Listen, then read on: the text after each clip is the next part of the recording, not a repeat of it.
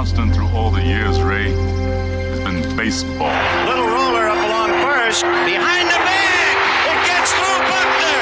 Here comes Knight, and the Mets win. Now the 2-1. Line drive to the base hit. Just as they score the tying run. Green to the plate. And he is safe. Safe at the plate. The Braves go to the World Series. Have reserved seats somewhere along one of the baselines that sat when they were children and cheered their heroes. Gibson swings and a fly ball to deep right field. This is going to be a home run. Unbelievable! A 3-run home run for Bucky Dent. The Yankees now lead it by a score of 3-2. Ladies and gentlemen, Mazeroski has hit a 1-0 pitch over the left field fence at Ford Field to win the 1960 World Series. They'll arrive at your door as innocent as children, longing for the past. The Pope arrived at Yankee Stadium. As one enthusiastic announcer put it, he is standing on second base. Reggie Jackson. Long drive right field. It is goodbye. Big World Series for Reggie Jackson. The Blue Jays are World Series champions as Joe Carter hits a 3-run home run. Brackett throws. There's a left back. It's going to be, I believe, the Giants from the pennant. The Giants from the pennant. The Giants from the pennant. The 0-1 pitch. A liner off Nagy's glove into center field. The Florida Marlins have won the World Series. The memories will be so thick that I can brush them away from their faces. The 1-0 delivery to Fisk. He swings, long drive, left field. If it stays fair, it's gone. Home run. The Red Sox win. And the series is... Lolich fires. Ball is hit high in the air. This should be the series. Freehand waving everybody away in foul territory. Detroit wins. Here's the pitch to Willie. There's a liner straight to Richardson. The ball game is over and the World Series is over. Willie McCovey hit it like a bullet. A line drive right. Baseball to mark the time. The Oakland A's take. I'll tell you what, we're having an earth. Good evening, ladies and gentlemen, and welcome to Candlestick Park for Game 3 of the 1989 World Series. It's been erased like a blackboard, rebuilt and erased again. Frank Robinson, the right-hand batter. Long drive to left field. Way back. Yes, it's it back. Base hit loaded, 1 out. Pena in a jam. The Twins are going to win the World Series. The Twins have won it. Ozzie with 1 out. Smith corks one into right down the line. It may go. Go crazy, folks. Go crazy. It's a home run. And the Willie Mays just brought this crowd to its feet with a catch, which must have been an optical illusion to a lot of people. This field, this game, is a part of our past, Ray. It reminds us of all that once was good, and it could be again.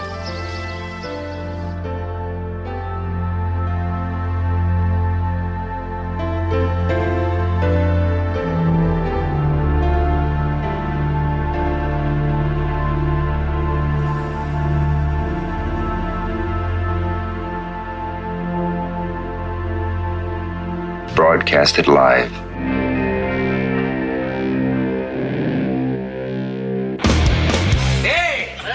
Who wants to have some fun? There are balls coming from all over the place. Left field, center field, right field. See, this is the kind of thing, quite honestly, right now, that makes you want to see the Chicago Cubs team lose. Now, are you just saying you want to have fun, or do you really want to have fun? It'll be fun. Will the next person that sees anybody throw anything onto this field, point them out, or get them out of here? You don't live in Cleveland. You live in Cincinnati. You talking to me? You talking to me? That is the farthest thing in the universe from the truth. Hello, everyone, live. It's the Dan Scott Show. And right there is your host, Dan Scott.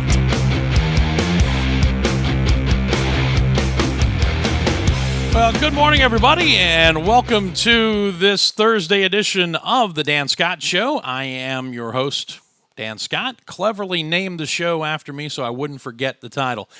How are you? The next to last weekly edition of the program, we will be with you next Thursday. And then starting Monday, August the 6th, we will be back into the daily routine.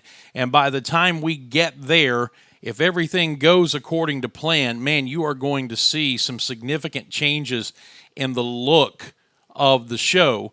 Can't guarantee there's going to be a whole lot of changes in the talent of the show, but the look is going to be completely different than what you're accustomed to seeing on your screen right now. I'm not going to give away any secrets, but by the time we get to Monday, August the 6th, if all goes according to plan, and you know how plans are, but if all goes according to plan, the look and the design of the program, what you're seeing on screen, is going to be markedly different and is going to have a big-time feel to it.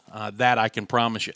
How are you? It's been a week since we last gathered here on the show, and that's has been the plan through the summer, just kind of taking some time to unwind and rest my vocal cords a bit, as my doctor told me to. Of course, I say that, and then I start filling in on the Greenville Drive baseball games at 3 hours a night, but that's another story altogether. But in any event, it's good to be with you. We'll be here next Thursday, and then again Monday, August the 6th. We'll be back with you on a daily basis, and really, really looking forward to getting into it. Everything will be cranked up. The players will be on this campus here at Furman and on campuses all across America, and football season will be upon us. So we're stoked and rocking and rolling and ready to go, getting ready in the course of the next few days, in fact, to record some interviews with head coach Clay Hendricks and a couple of players that will go to the Southern Conference office, and they'll put it together as part of their 2018 college football preview.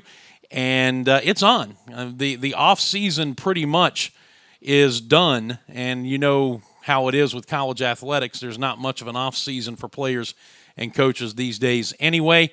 Everyone is back on campus in summer school if they're an athlete. The freshmen are here for the second session of summer school, trying to get acclimated into that dynamic of the experience, and practices will begin at sports all across campuses, fall sports here just inside the next week or so. It is an exciting time to be on a college campus throughout this great country of ours. I'm excited about our guest who will be joining us at 10:25 today. Daniel Fowler, as you know, just completed a sterling college basketball career here at Furman University, graduated this spring, and will go down as one of the best players ever to put on a Furman uniform.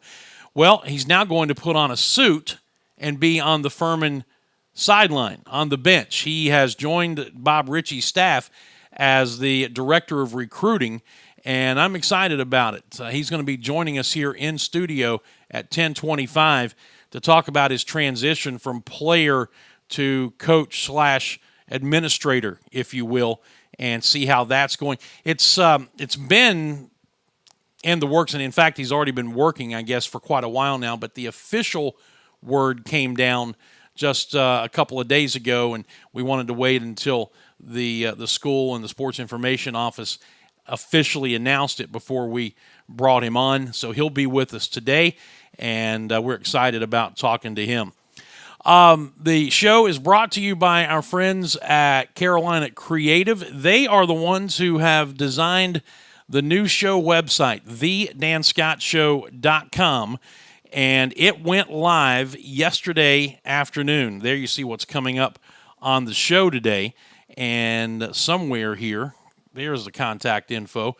You see the website address right at the top of your screen, and I encourage you, go explore it. There are going to be some additions and some changes as we tweak things now that it's live and we start getting some feedback.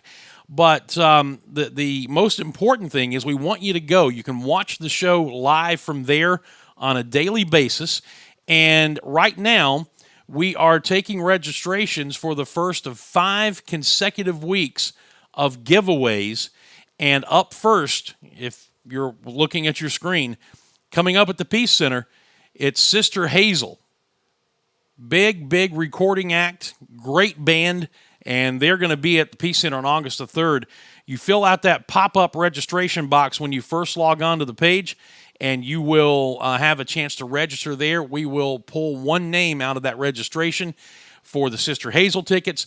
Then we'll wipe it clean, and we'll go on to the next week, and we've got prizes including tickets to see the Marshall Tucker Band. We've got a Cabela's gift card. I think it's around $100, maybe more, and some other things we'll be detailing coming up in just a little while. All courtesy of our friends at Carolina Creative, who have done just a fantastic job in putting the website together. So please go check it out, thedanscottshow.com. Give us some feedback. Let us know what you think. The email address, the easiest way now for you to get in touch with me from a show standpoint is right there, dan@thedanscottshow.com. Again, I have to keep these things simple so I don't forget them. And there's our Twitter and Facebook show page contact information as well. I am stoked about the site. I think it's going to be a great tool for the program. It's going to be a great tool. I pray for some of the ministry projects that we want to do from a Christian standpoint.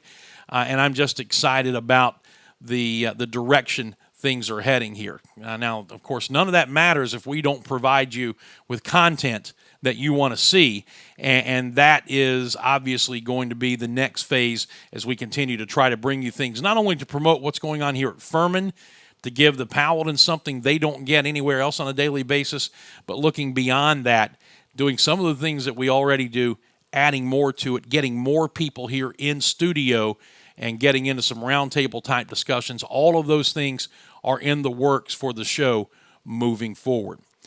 Right now, I want to take a break.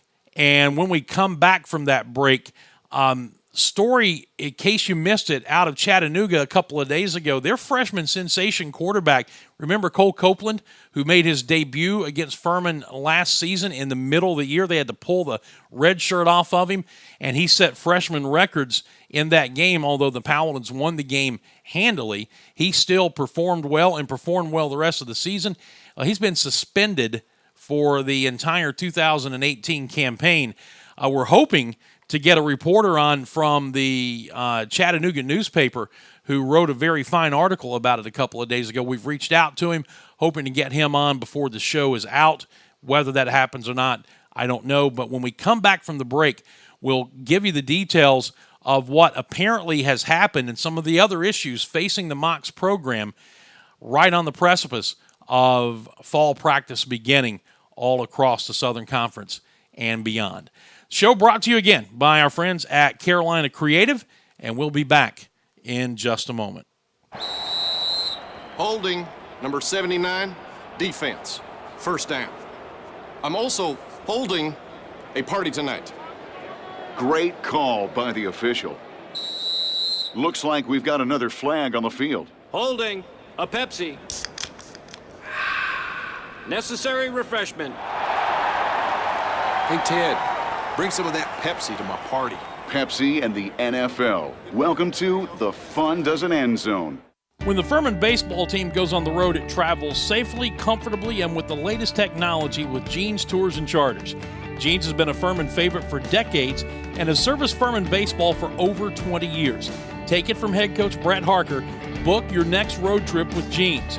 Jeans Tours and Charters, online at jeansbussvc.com or call 864-242-1673. Jeans Tours and Charters, servicing the upstate since 1980.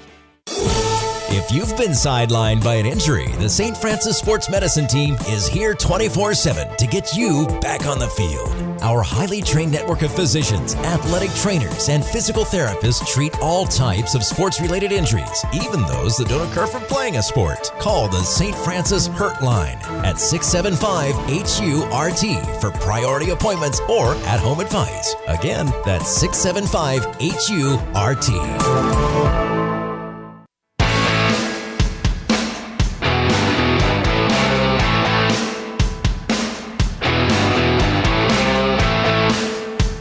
We are back. It is, About 12 minutes after the hour here on this Thursday.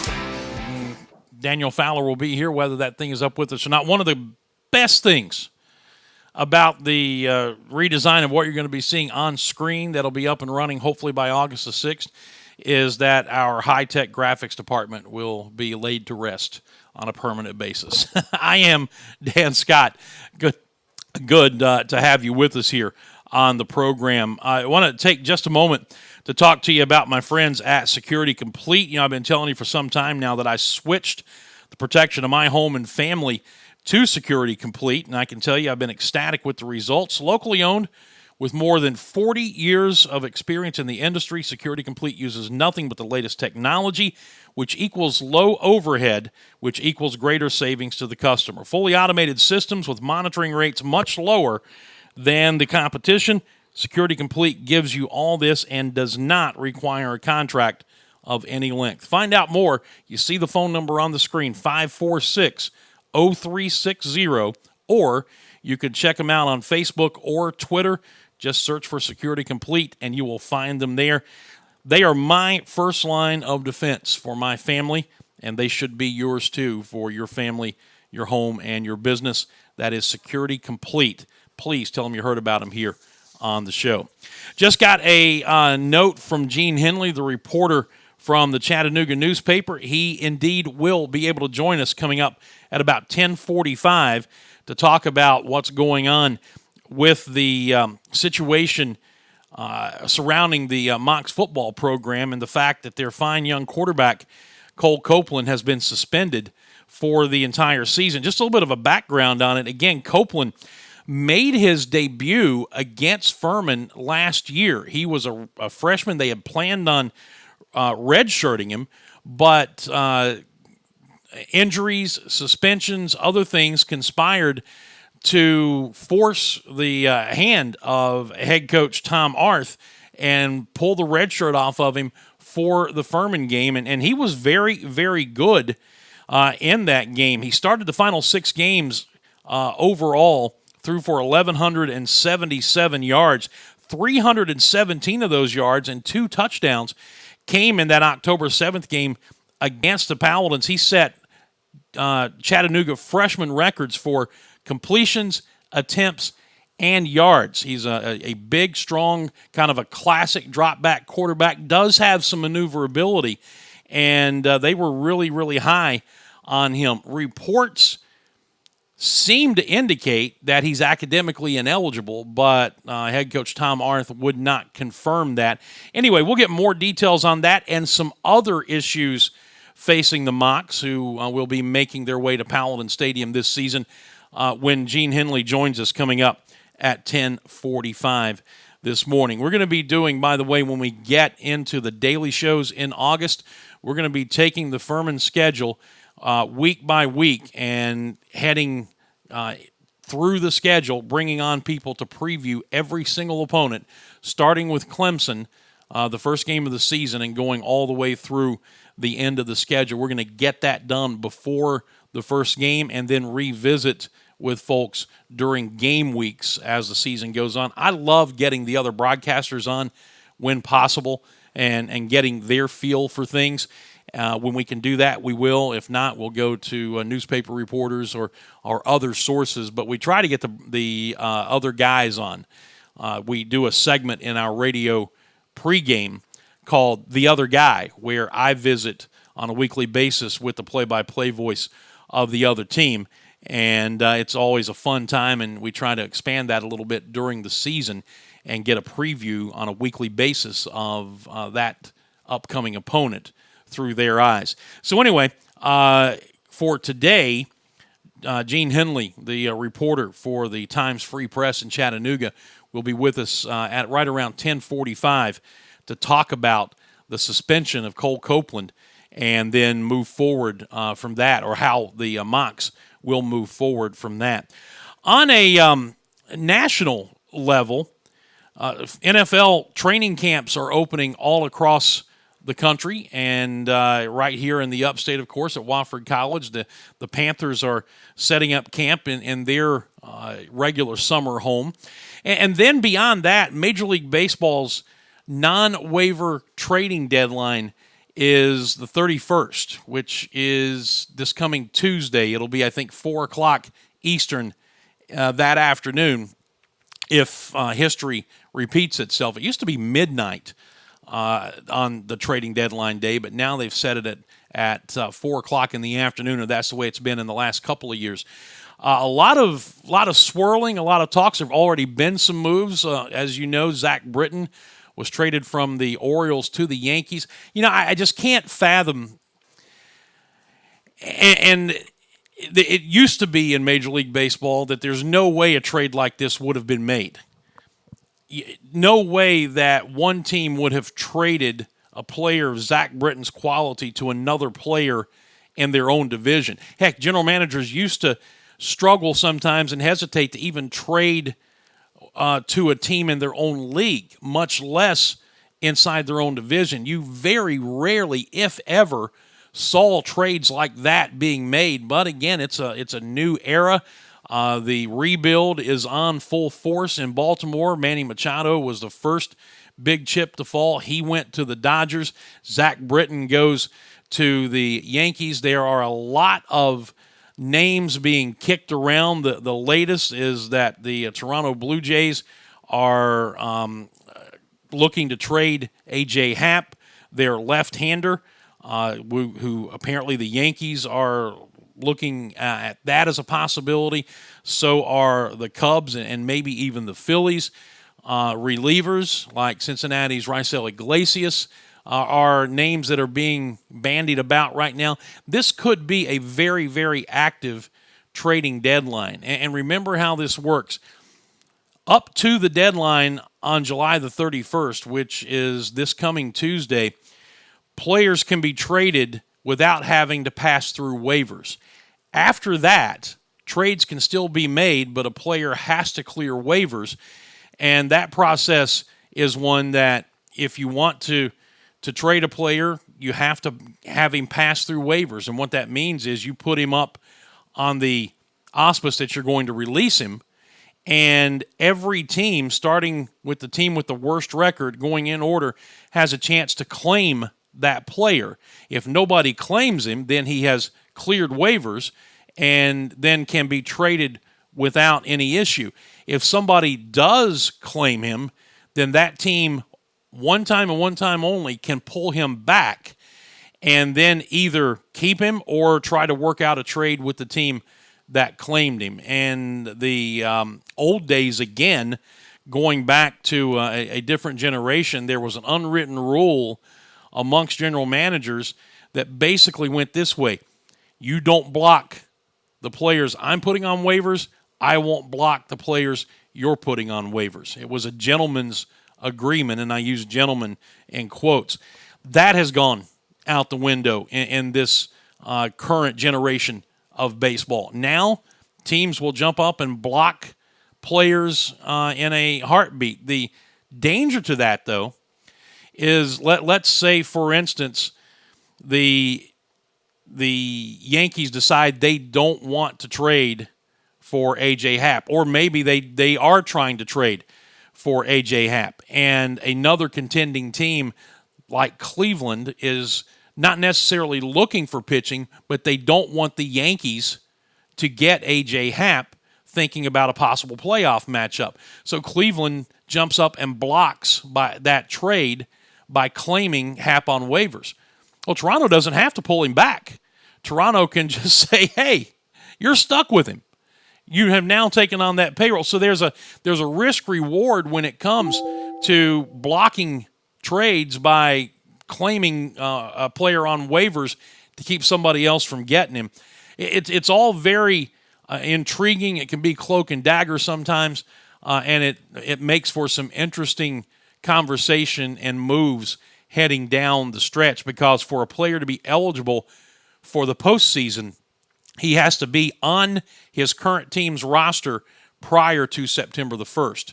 So we've got the non-waiver deadline on Tuesday, and then the waiver trading deadline, which comes up at the end of August if players are going to be eligible for the postseason. It's going to be fun to watch. A lot is going on. All right, we're going to take a break. Daniel Fowler should be here, and we'll come back and we'll visit with the new director of recruiting for the Furman basketball program, and we'll do that right after this. Zaxby's food has always brought people together. Catering to the big moments, the little wins, the long talks, and the quick getaways.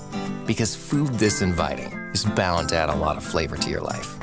Introducing the Zax Pack. Served with chicken fingers, sides, Texas toast, and iced tea. Pick one up for dinner or your next event. Friends, family, flavor. Zaxby's. Indescribably good.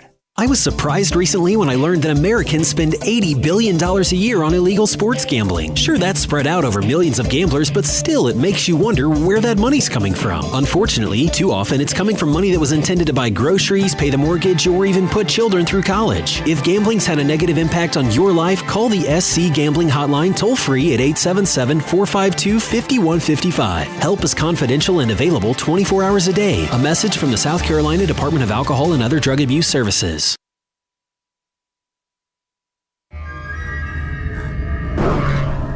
If four spinning objects can grip thin air, then four spinning objects can grip solid Earth. The Maserati Ghibli, with available Q4 intelligent all-wheel drive. The Maserati Ghibli. From $70,600. Experience Maserati now.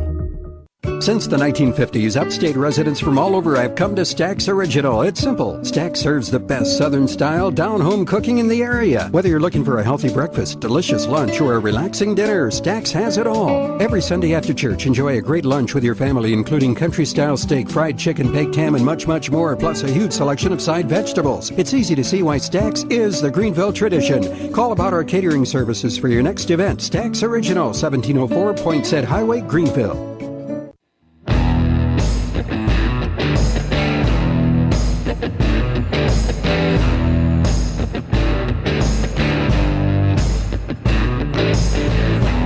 All right, welcome back to the show. It is 10:25, right on time, man. I love somebody who is prompt. The young man sitting next to me is Daniel Fowler. His Twitter hashtag, by the way, or his Twitter handle is @LivingLegend35. Is that right? That's correct. Yeah, he is the living legend.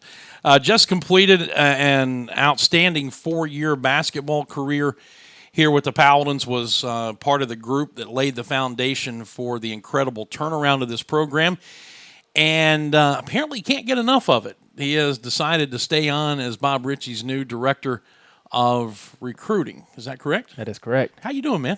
I'm doing great. How are you doing? It's good to see you. You too. Last time I talked to you here, you were a mere player, and now you've got some power to you, right? I got a little bit of power. A tad bit. How you like it so far? I mean, I know it's obviously early on. You've been doing it for, I guess, a little more than a month before the official release came out earlier this week. But so far, how is it? I love it, and I'm really adjusting to it every day. It's very flexible just because the schedule isn't set every single day for the exact same event. So, I'm having to adjust, manage my time a little better, and just try to be as proactive as I can. Yeah, when you were a player, all you had, and I kind of joke about it even as a broadcaster, when you travel with the team, all you have to do is be. Mm-hmm. Be at the gym, be in class, be at the bus, and everything on time. It's not that way anymore now, is it? It's not like that at all.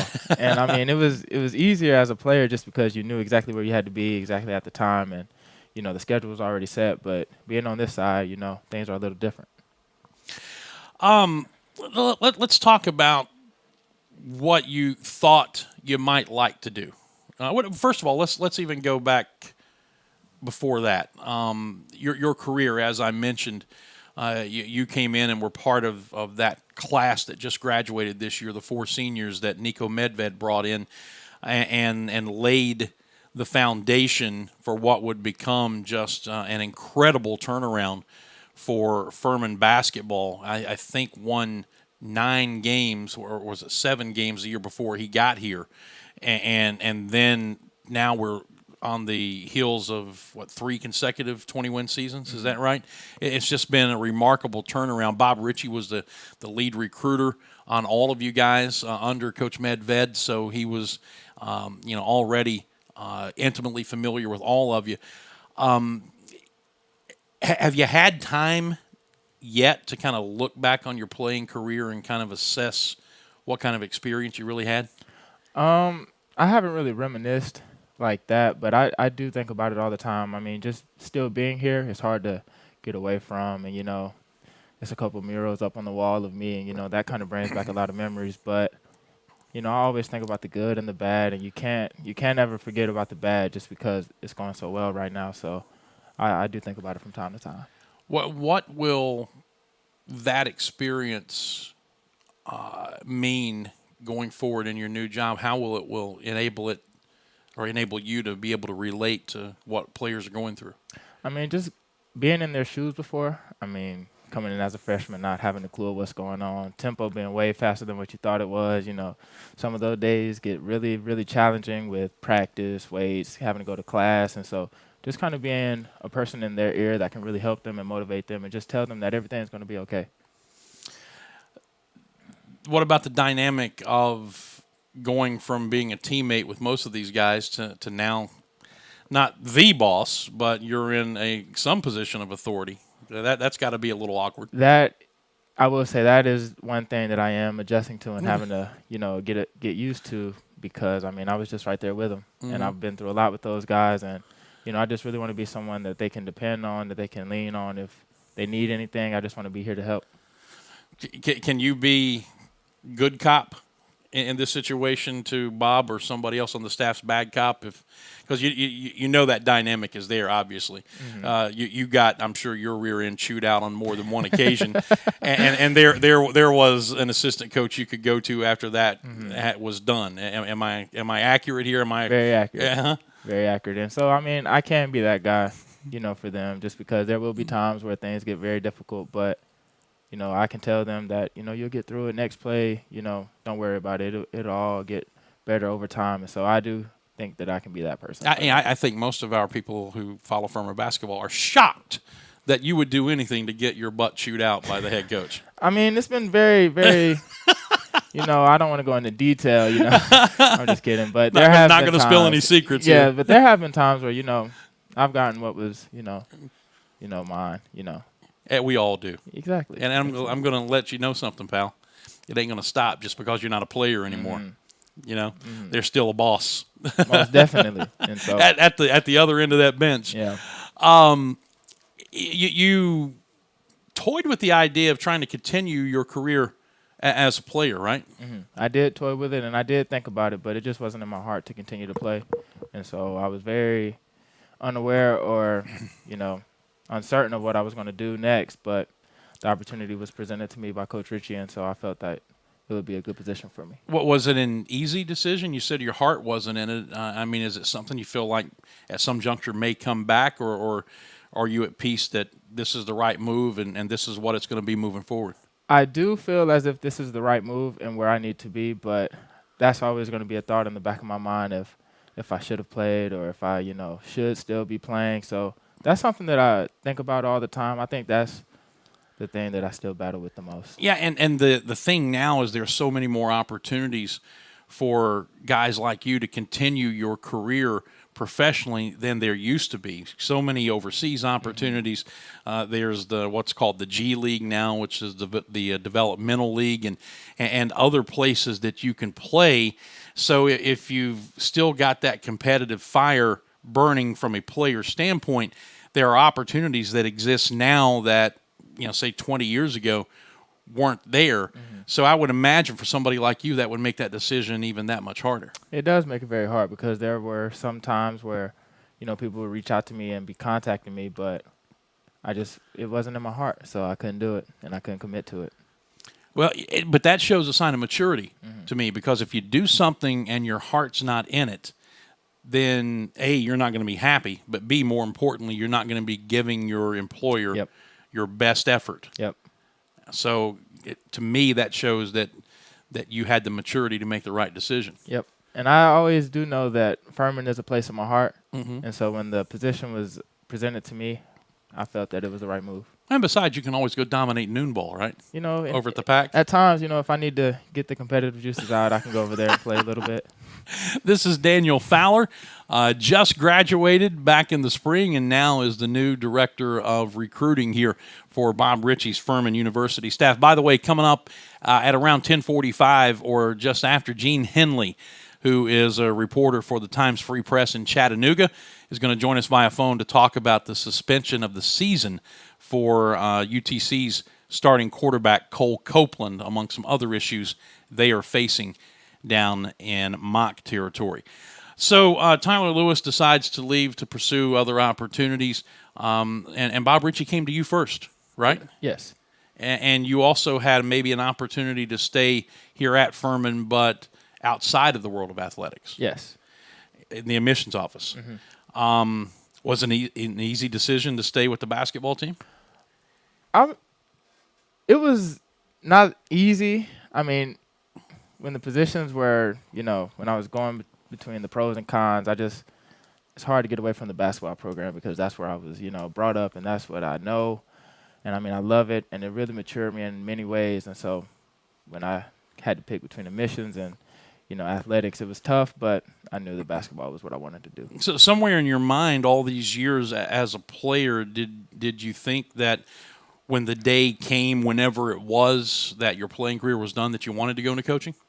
I had no idea that I wanted to go into Really? coaching. And yeah, I mean, a lot of people over the course of time have told me that, you know, I have a way of motivating people and, you know, getting people behind me and a way of connecting with people. But I never did really think about coaching. What did you think about? What was Daniel Fowler going to be when he grew up? You know, I don't know. You know, I never really had like a dream job like being a doctor or being a surgeon or something like that. I just always know that I wanted to be around people, you know, really have my way of, you know, connecting with others and, you know, just doing what's right. And so I didn't really know exactly what I wanted to be. Well, let's start with the basics, and maybe we can kind of dissect where you might have been headed. Your degree was in communications. See, that's kind of an open-ended tie. See, you're not helping me at all here. You know, we were gonna try to play the what if game, but you know, communications. I think you made the right move because you know that would kind of lead you towards this business. And we have a saying in this business: where else can you have this much fun for no money? So I like that saying. Yeah, and of course it may be true at the lower end of the basketball scale too. I don't know, but that's between you and Bob. So you made the decision, and so now you're the director of recruiting. Tell folks exactly what that entails. So I handle and organize a lot of the recruiting, you know, databases and, you know, handling the player evaluations and also just kind of run the show behind the scenes and just that's kind of what I do. So are you the first line of contact now for any potential recruiting targets?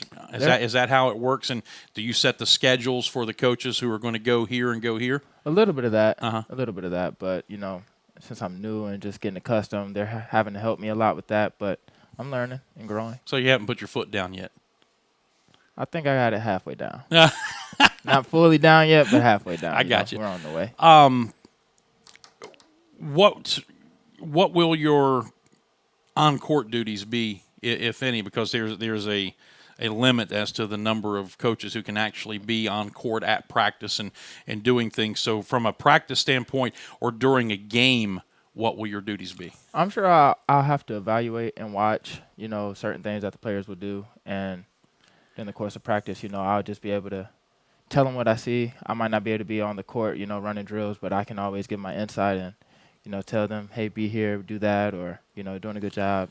You know, that kind of thing. So your position is the one that has to stay on the back side of the line, right? You can't actually step across that line and go onto the court. And you don't have to run any sprints that way either. I know. So those days are over. Yeah.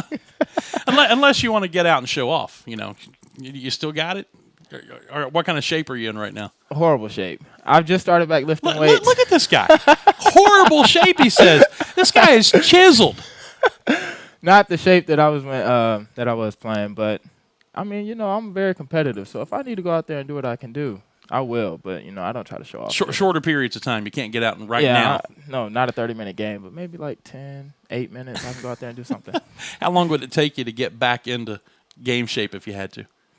Man, that's tough to gauge just because that's a year-long thing, and I've been out of it for a couple months now, so I'd have to guess about 3-4 months. It's not really been that long, but I guess in a way for you it seems like it's been forever. Yeah, it does seem like forever just because, that's a daily grind.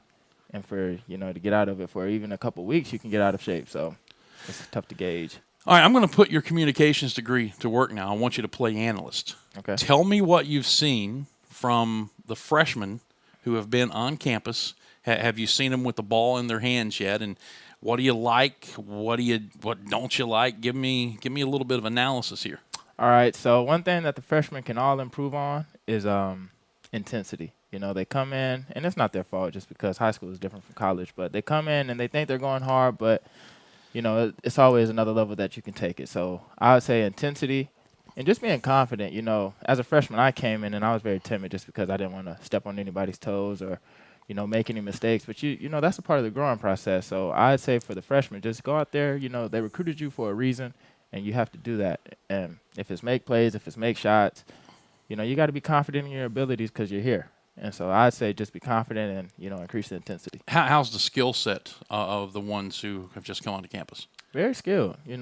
Some are ahead of others, but other than that, they're all, in the battle. I think fans would also like a little bit of insight into a guy who was with the program last year but redshirted, and so you were a teammate of Noah Gurley. Tell us a little bit about him and how he has transformed from the time he walked onto campus to now going into his redshirt freshman season. So I'm not sure if the number is correct, but I think Noah Gurley has acquired 25 pounds of muscle. Really? Since he's come in, and so he's gained a lot of muscle, and he's a very versatile player. He's about 6'8", 7-foot wingspan, and, he can shoot the three. He can back you down in the post. He can take you off the bounce. So he's an exciting player to watch, and, I look forward to watching him grow.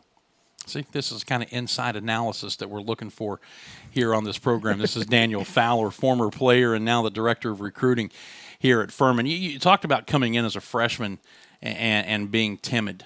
I think in a lot of ways that happens to, I won't say all freshmen, but most freshmen. Was there a line in the sand moment that you can remember during your freshman season where you had to, for lack of a better term, man up and kind of shed some of that timidity? I'd say my first ever college game. We lost to College of Charleston by 30 points.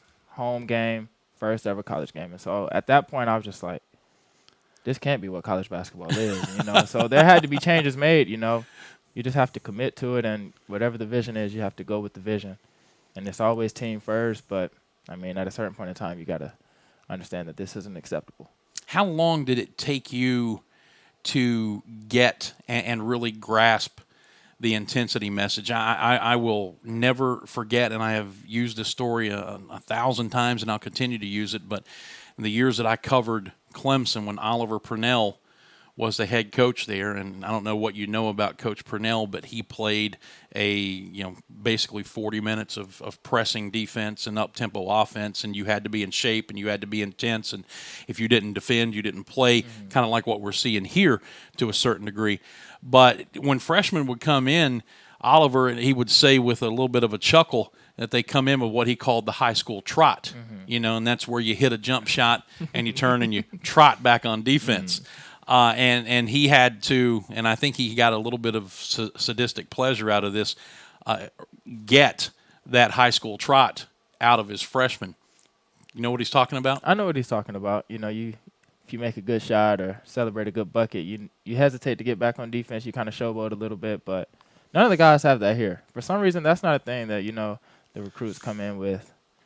At least not me. I never came in with a high school trot. Defense is something that you got to take pride in. You got to play defense in order to play. So, no, I don't think the guys do that here. I think one thing that's been established here, even as much as Bob loves offense and he's into the analytics of it and really likes to to do different things with his offense and move it up tempo. But the one thing that stayed constant through Nico Medved and with Bob taking over that transition, again, if you don't defend and you're not a good teammate, you're not going to play. Yeah.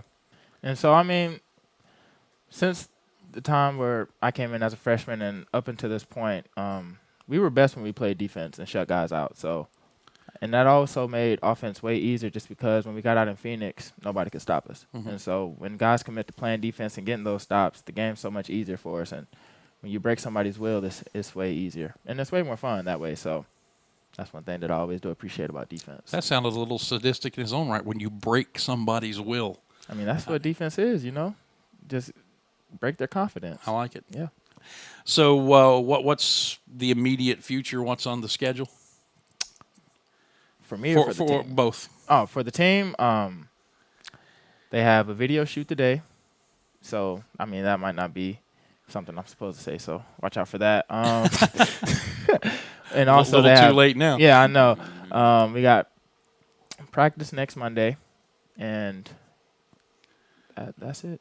You know, the schedule's pretty low key in the summer. The summer's almost over. Yeah, before I let you go, I want to ask you one other thing because the freshmen are going through this now.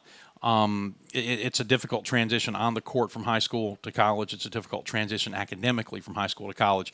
And then there's Furman's transition academically from high school to college. What was that like for you as a freshman looking back now? How do you get a sense that the newcomers are handling their first semester of which is the second semester of summer school here, their first taste of Furman academics? Well, it's a funny story because the first class we all took wellness concepts. You know, that's the beginner class. And we didn't do too well in it. And the guys now, they're all making A's and B's. You know, I'm not going to say the grades that my class made because that's disclosed. But it's a funny story behind that. But they did better than us, and so that's how I kind of gauge if they're ready or not. But I know it's always different when the season starts because, I mean, you got 3 classes, 4 classes. You got to go to practice, study hall, and all that. You got games, and so it's different. But, you know, if they can come in and handle their business right away, then you kind of know they're different. By the way, you're off the hook. Ben Matthew of our marketing department said it's all good.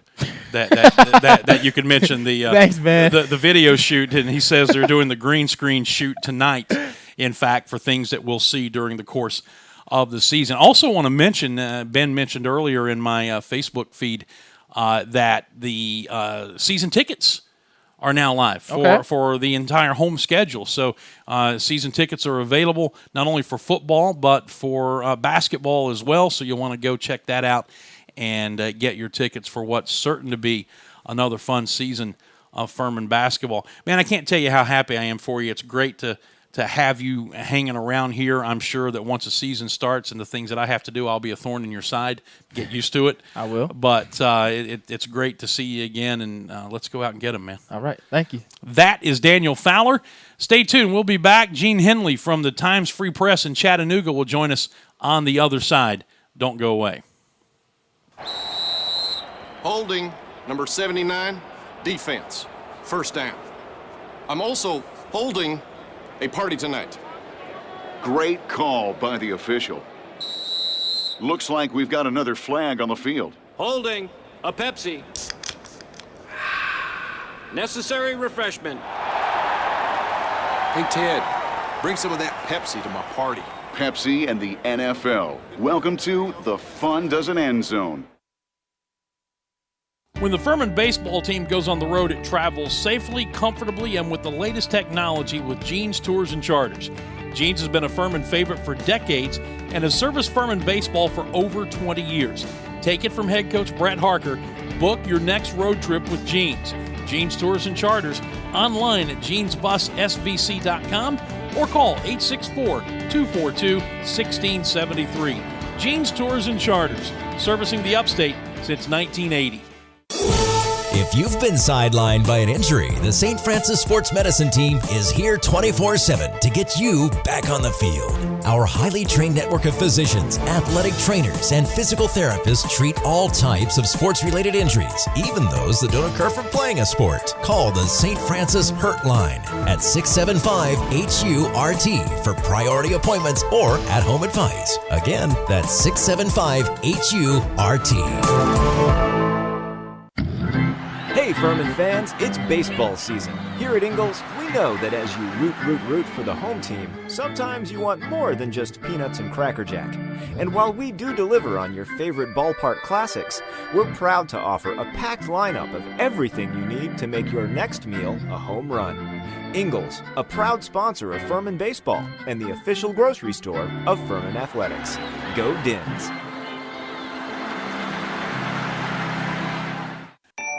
Life's healthier when you're backed by a Greenville Health System primary care doctor. Because then, the doctor that has your back is backed by the more than 1,000 physicians and specialists at the region's leading health system, all working together to bring you the right care in the right place at the right time.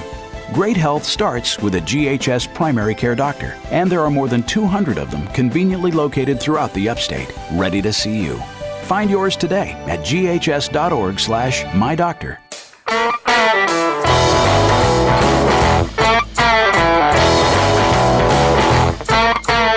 Our thanks to Daniel Fowler for being our guest, joining us in studio here. And we'll be, I'm sure, talking to him quite a bit more as the basketball season approaches. Of course, we've got a football season to get through first, and more about that coming up here in just a moment. Please don't forget about my friends at the Atlanta Bread Company. What do I like about Atlanta Bread? Well, there's way too much to talk about in a short commercial span, but a few things. Baked bread that's baked fresh daily on site, tremendous selection of soup, sandwiches, and salads, special seasonal additions to the menu, delicious hot coffee, and a bevy of other drink options. And yeah, even though I'm not allowed to go near that case right now, the baked sweet goodies. Dine in or carry out, and don't forget, when you have the Atlanta Bread Company app, you can order and pay online, then breeze past the lines right to the pickup counter to get your food. Experience it for yourself. Atlanta Bread Company, Cherrydale Point in Greenville. We want to go to the celebrity hotline now and welcome in Gene Henley. He is a reporter for the Times Free Press in Chattanooga. It was his story I was referencing earlier about the season suspension for UTC quarterback Cole Copeland and some other issues they are facing on that roster heading into fall practice. Gene joins us now via phone. Gene, thanks again. I told you during the break, I'll tell you so the people can hear it, on zero notice, a trooper for coming on and join us here. Welcome to the show. Hey, man, thanks for having me. So just kind of give us the lowdown on this thing. In reading your story, it was obvious that head coach Tom Arth knew that it was a good possibility this day was coming, and ultimately it did for Cole Copeland. Yeah, I mean, it's weird because the way that last season ended, you kind of felt if you're a UTC fan, you kind of felt pretty good about the circumstances because you had gone through the really bad portion of the season. You ended strong. You could have easily finished 4-0 against Citadel, Sanford, Wofford, and ETSU, and you had a true freshman quarterback in there. But obviously they felt as much as they liked him, they still signed the quarterback in December. And from that point forward, I'm not 100% sure just what went on with Cole, but he's obviously had some academic struggles, and so he's no longer in play. He's not in play this year. I guess everybody will see what happens from this point forward. But I mean, I don't want to say it's a big loss, but it's a loss because he was an all-freshman player last year. Well, he made his debut against Furman, and I was in the booth broadcasting the game for the Furman IMG network down there in Chattanooga, and you've got this true freshman having the red shirt taken off of him for that game, and he was like a gunslinger. I mean, Furman ended up winning the game by a relatively comfortable margin, but this kid threw for 317 yards, 2 touchdowns, and there were a couple of occasions where the Paladins took the lead, and he came back with a touchdown pass that gave UTC the lead again before Furman took control of things. But he was very impressive, and for 6 games the rest of the way, I think they had to feel like, hey, we've kind of found our quarterback of the future. Am I wrong? No, I mean, you had to feel that way. Everybody did. I mean, the fan base felt that way, but what was crazy, the entire time, I mean, like their biggest issue last year was the line. The line just, their offensive line just kind of affected so much of what they did. because I mean, the quarterback that started the year, they had that game right before Furman against Western Carolina, where two quarterbacks got knocked out Yeah. due to injury, which is what led to Cole ultimately being, having the red shirt taken off. And what helped was that he was just a little more pocket savvy in terms of just having a feel. As there were a couple plays I think in that Furman game and later on in the year where he would just feel pressure coming from like his backside and spin out and create some more time. And that was just one of those things you can't necessarily coach. It's just a feel. And so, I mean, like I said, at the end of the day, it's a loss. But I felt personally, I kind of felt like coming out of the spring, he was most likely going to redshirt this year anyway, just because he kind of needed the year. He didn't necessarily have the arm strength as the other two, and he could have taken this year to get stronger. Now he just obviously doesn't have a choice but to take this year to kind of just. I mean, and this year actually spent some soul searching, figuring out if this is what he really wants to do. Yeah, and Tom Arth would not confirm it because legally he can't. For the most part, but according to your story, multiple sources have said that he's academically ineligible, and thus that's why he's not going to play for 2018. Right. That's true. I mean, I heard. I mean, I heard about it like in probably mid to late June, and it was just at a point in the summer where as a sports writer, especially a beat writer, do you really want to report this now? The story's not going to change, so. I kind of just drug my feet on it for a couple of weeks, but I knew it wasn't going to change. And, but I knew it was academics. I knew that for a fact. I know it essentially for a fact, but obviously, I mean, if you're Tom, you're not going to confirm it. And the fan base is obviously splintered because of what happened to Benefield the first 4 games of last year. But the two situations could not have been more different. In terms of what happened with Alejandro Benefield, missing the first 4 games due to a NCAA academics thing. That's one of those progress towards graduation deals, one of those weird deals with them. And Cole's was just a lot different. Would say that. Gene Henley is a reporter for the Times Free Press in Chattanooga, joining us here on the Dan Scott Show to talk about what's going on down with the Mocs program. Now, you mentioned that they signed a quarterback. And brought in junior college transfer Chris James. So there was a 3-man competition going on anyway. So this makes Tom Arth's decision a little easier. But if I heard you correctly a minute ago, you said that you thought Copeland might have been the odd man out anyway. Yeah, I think when you have 3 kids and you have 3 guys in camp that have each shown that they're capable of doing some stuff.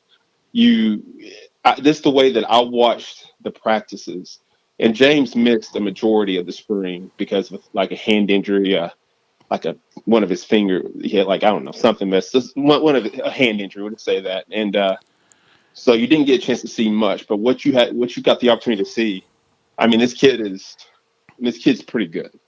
Now, I'm not making any proclamations about what his future is, but when you see that, and then you saw the Tiano that most people saw last year, it's not really a fair assessment because the line was horrible and he's a pocket passer. Right. And those two things won't mix. And I think by the time he got knocked out due to the shoulder injury, I think he was just so gun shy because he'd been hit and hit and hit and hit. But he had improved a lot. And I don't think it was necessarily unless Cole had separated himself substantially. I think that this would have been just a good year where they wouldn't have necessarily announced the red shirt. Kind of what last year was going to be. Don't announce it, but just don't play him. Right. And then he gets a year to get stronger. And then obviously you can go into 2019 with a senior quarterback in Tiano, a junior quarterback in Chris James, and a sophomore quarterback in Chris Copeland. Now, Copeland. I'm sorry. Right now, because of the suspension, does he lose the ability to call this a redshirt year? I haven't got that confirmed yet. I'm not 100% sure how you play that out because my understanding is that if the suspension is due to academics, then you don't get that year back. I mean, now I know there's still you have 5 years to play 4, so maybe there's something in play there. I don't know. I'm not 100% sure how you work it out. but I'm not 100% sure. I Yeah. don't really want to speak one way or the other about that. I got you. Gene Henley joining us from the Times Free Press in Chattanooga. Some other issues that they're facing. Also, tight end Bailey Lenore will not be available, according to your story, and incoming freshman Josiah Futrall will not be there, plus redshirt freshman Chris Broadwater. So they're having some issues with depth at running back right now, plus missing their all-SoCon tight end. Yeah, with all due respect to the whole all-SoCon tight end, there was pretty much Andy Shumpert and everybody else. Yeah, I don't think there was necessarily anybody that stood out, and Bailey made a few plays to where you're like, okay, just he's your choice, and so at one point in the spring, I think they had 7 or 8 tight ends on the roster. Mm-hmm. So it's not as though they're hurting. They've got a kid from Tennessee Tech they feel good about. They've got a kid whose dad was the general manager of the Titans for a while. Rustin Webster, his son, is there. They really liked him during the spring. So they've got a ton of. I mean, they're not tight end. They're going to be fine.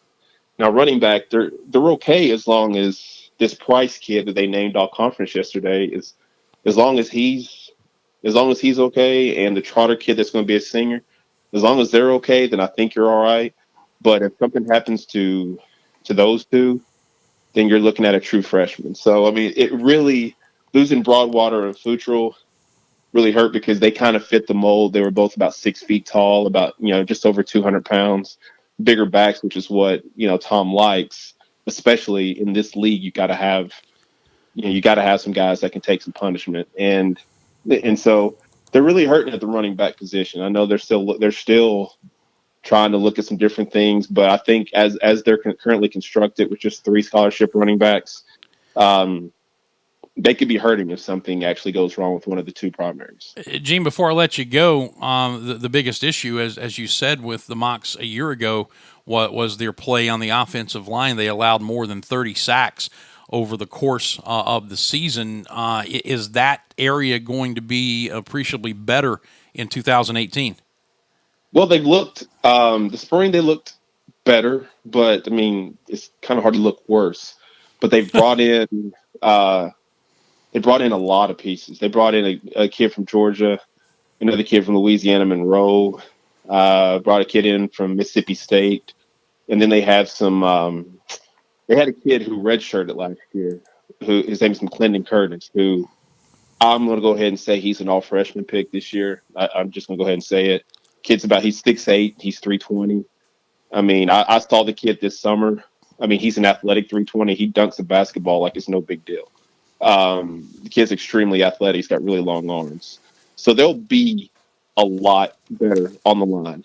And then you just have to see, because, I mean, their struggles were offensive last year. That obviously starts with the line. I mean, they still led the league in total defense, which is just amazing considering how bad a field position that defense was given a lot of times. But I think it's better. I mean, it's all going to start with them, and if they can continue to just grow and get better, then I guess all you can do is just kind of see from that point forward. But I think that they're going to. I know they'll be a much better unit. I just don't know what that's going to mean just yet. Well, listen, man, I appreciate your time, and again, especially with virtually no notice coming on and shedding some light on the situation for us. We'll encourage people, if they want to keep up with Furman opponents, and Chattanooga is one of those. You can go to timesfreepress.com and follow Gene's work as he covers the UTC program there. Thank you, buddy. And and for what it's worth, I do a SoCon preview, and I actually wrote on Furman today. So really? I talked with Coach Hendricks for about 20 minutes yesterday, and I've got a piece in our paper about Furman and their team. So just I guess it's just one of those little plugs. Yeah, there you go. Absolutely. I was going to give you a chance to plug your work anyway. So nice call there. Now we can see, Furman fans can go out and see what somebody else thinks about the Paladins program through Gene Henley's eyes, and then you can send all your complaints directly to him, right? Yes. You can just cut out the middleman, just go straight to me. I'll be welling with open arms. I hear you. Hey, Gene, thank you, man. I'll talk to you soon. Okay, man. We'll see you. Thanks. All right, that is Gene Henley from the Times Free Press in Chattanooga. That's going to pretty much put a wrap on things for this Thursday edition of the program. Do want to tell you quickly about a couple of our other sponsors. Custom Corners Frame Shop. They are located in Seneca. If you're looking for the perfect frame for that special photo or painting, Custom Corners in Seneca can deliver. It's been family-owned for about 4 decades now, and Trevor and the folks there pride themselves on quality, presentation, and professionalism, and they do picture framing for every budget, and every job is custom. Custom Corners Frame Shop also sells work from local artists as well as locally themed gifts. You can visit them at 289 Market Street in Seneca, or you can call 882-7736, or just simply find them on Facebook. But I tell you how to do that. The easiest way, go to Dan Scott Show, thedanscottshow.com, thedanscottshow.com, and at the bottom of the first page, there is a sponsor box. You can just click on their logo. It'll take you right to their Facebook page. That's the folks at Custom Corners Frame Shop. There's the right logo for you to see. And then also, same thing for Premier Auto Motivations. You can find out more about what Sherry does by clicking on their logo at thedanscottshow.com and finding out how she can help you get into a very, very nice late model car, even if your credit is not so nice. Premier Auto Motivations, a professional referral service motivated to help you drive a car you love while rebuilding that credit. They serve all of upstate South Carolina. You can call Sherry today. You see her number on screen, 722-3785. There's the email address. But again, go to the website, thedanscottshow.com. Click on the logo that you see right there on the screen, and it'll take you directly to her Facebook page for Premier Auto Motivations. I'll remind you one more time as we get ready to wrap things up. There is the website info at the top, thedanscottshow.com. When you go, there's going to be a registration box pop up. Please take the time to fill that out, because that's how we're going to be giving away tickets to see Sister Hazel on August the 3rd. We will announce the winner on the show 1 week from today, which I believe is August the 2nd, if my math is correct. Then we have other items we're going to be giving away over the next 4 weeks, including tickets to see the Marshall Tucker Band, also at the Peace Center. So you register for this one, and then we'll wipe the slate clean and do a different registration for those prizes each and every week. But Sister Hazel at the Peace Center is the first of the giveaways, and go to the show website, thedanscottshow.com, and register for that right now. Explore the site. Give us some feedback. There's the email address, Dan at thedanscottshow.com, the Twitter handle, the Facebook show page, all the ways you can get in touch with us. We want to know what you think about it, and be watching as we continue to tweak it and try to make it as perfect as we possibly can. And be looking out for, by the time we get to the return of the daily program on August the 6th, for a whole new look of the on-screen portion of the show, which will include the final resting of our high-tech graphics, which once again bit the dust here today. We look forward to seeing you again on Thursday of next week. Until then, I'm actually going to be in the booth at the Greenville Drive tonight, calling the series and homestand finale against the Hickory Crawdads as I continue pinch hitting for Ed Jensen. Tom Van Hoy will join me. 7:05 first pitch, 6:55 pregame on MILBTV.com or at the Greenville Drive's TuneIn radio channel. Back here on Thursday of next week, and then the Daily Show begins on August the 6th. Until then, I'm Dan Scott, saying thank you for joining us. God bless you. So long, everybody.